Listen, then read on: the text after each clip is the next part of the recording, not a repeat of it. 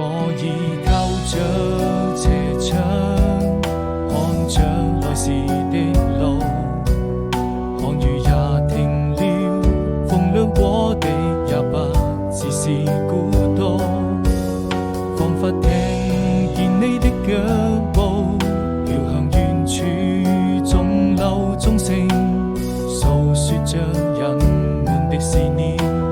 人在旅途。從那年夏天再一次踏上這條小路，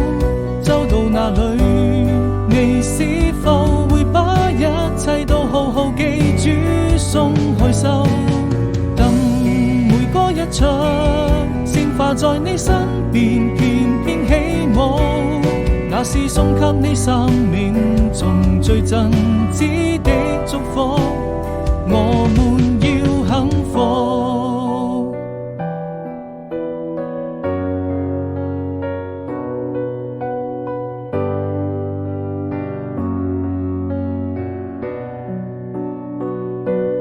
我已靠着斜窗，看着來時的路，